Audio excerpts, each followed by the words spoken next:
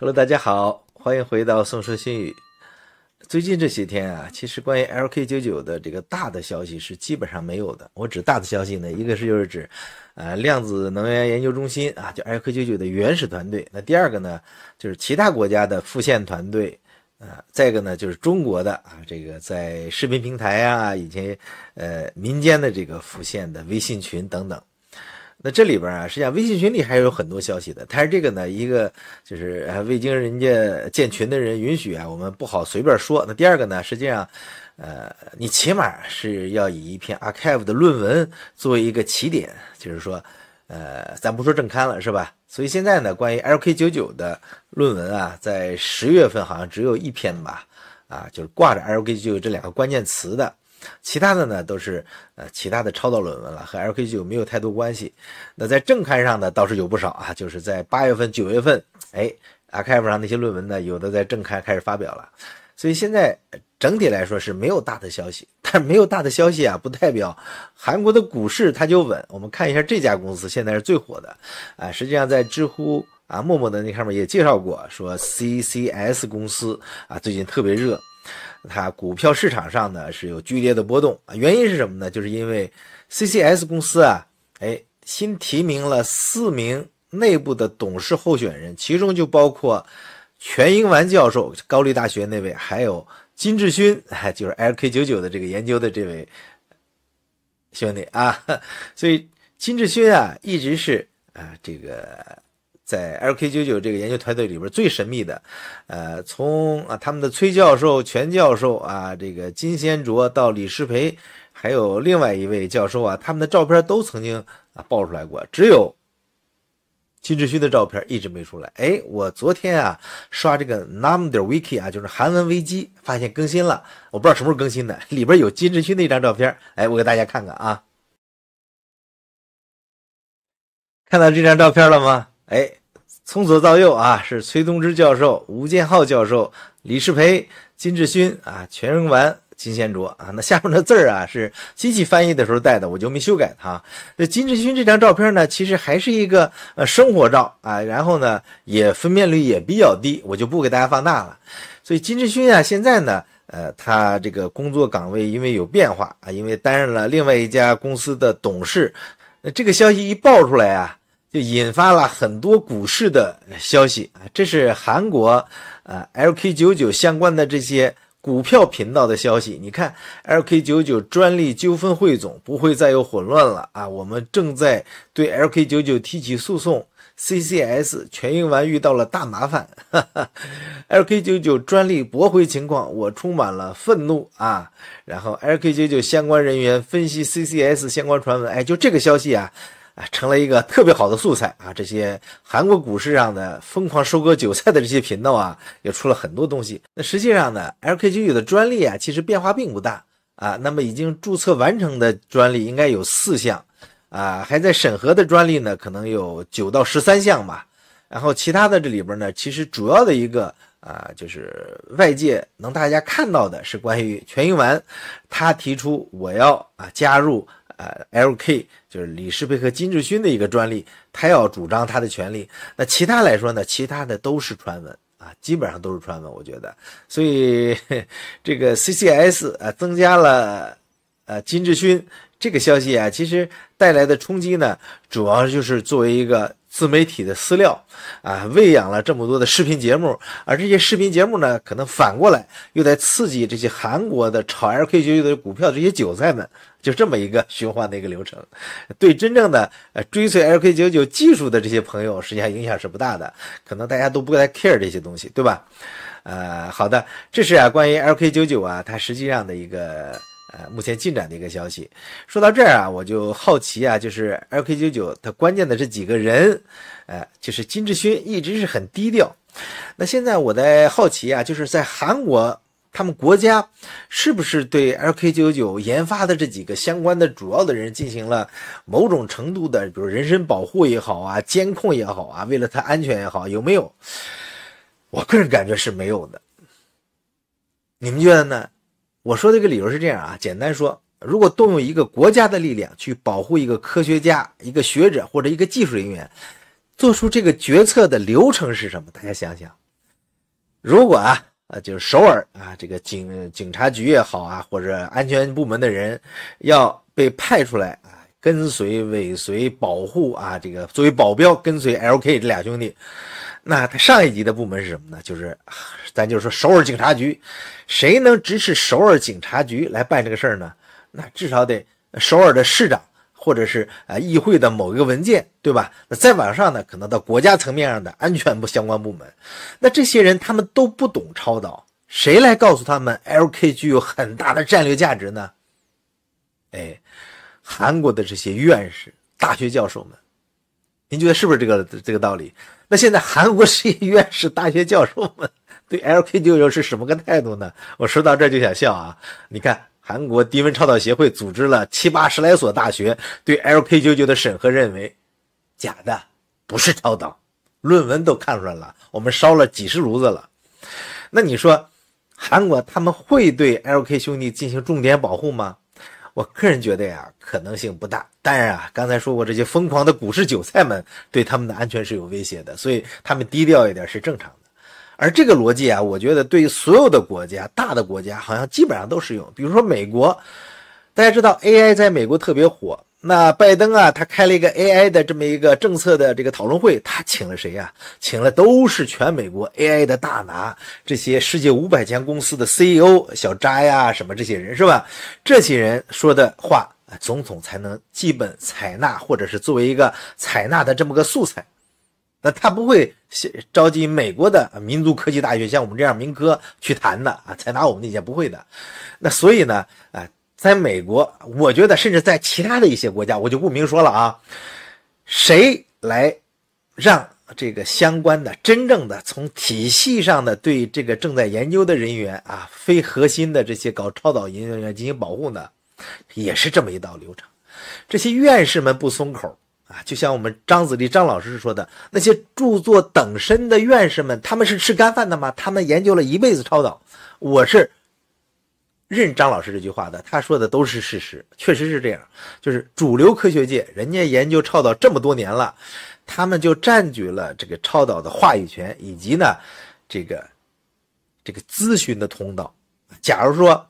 某个国家的领导要说这个事儿靠谱不靠谱，他首先问的是院士，可能都不能问一个院士，他得问3-4个院士，或者开一个相关的你相关的科技部什么，你给我开一个这么个这个内部的这个小的这个论坛，你给我综合个资料我才看的，是吧？在这个之前，比如说像我们这样民族科技大学民科毕业的，我们说我怎么样了，我个人认为不会有的。但是某些地方它可能因为某些特殊关系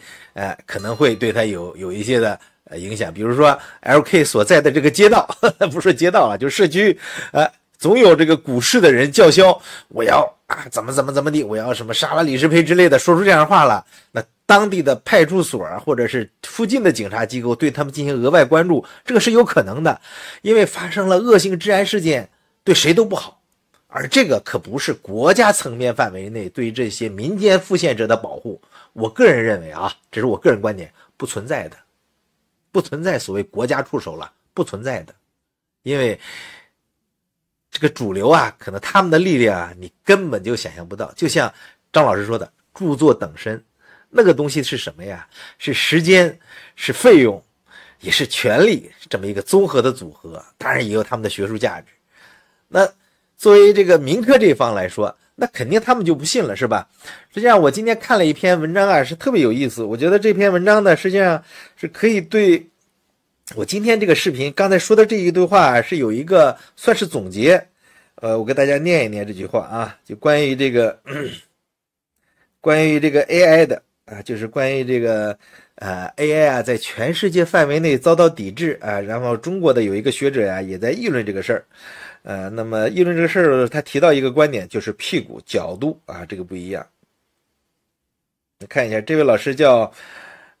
北京大学计算机学院教授，北京智源人工智能研究院院长黄铁军教授，在11月3号他说这个人工智能的争论我觉得和我们这个民科和这些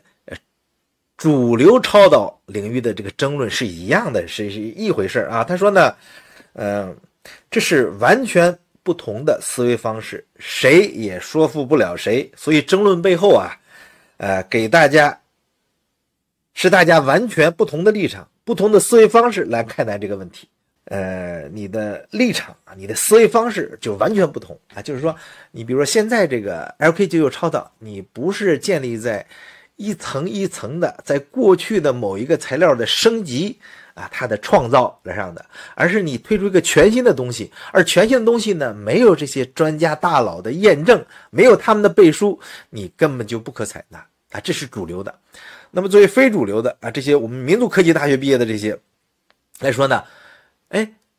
无论是这个在过去几十年啊，过去上百年的这个超导研究，其实每一次大的突破都是这些好像非主流的这些专家学者搞成的，怎么这次就不可能呢？是吧？那么只能是利益啊，因为这些人一旦推出来之后，就显得你原来的研究变得好像价值没那么高了啊。第二个呢是什么呢？就是我们原来的这些研究好像要全部推倒重来一样。因为从头再来啊，是谁都不愿意碰到的事儿。简单来说，就是屁股决定脑袋。所以这个再回到咱们刚才说的话题来说，在韩国的 LK 啊，虽然这个金智勋的这个照片看起来是一个很生活化的照片啊，穿的衣服还没有我的周正呢，毕竟就是一张生活化的照片，刚刚泄露出来，或者是最近泄露出来，说明呢，他们两个人是比较低调的，但是啊。我觉得韩国对他们没有额外的保护，应该因为这个东西压根儿就没被主流社会承认，当然更没有被主流科学家承认，所以导和剂的问题对他们来说都是不存在的，就是假的。到现在为止，主流还是这么认为的。而至于说什么时候会被承认，你拿出一个符合主流观点的最强有力的证据啊，就是完全悬浮。颗粒的零电阻率，除了这个之外，主流啊，那嘴里就跟闲着个屎橛子一样，他永远也不会承认的，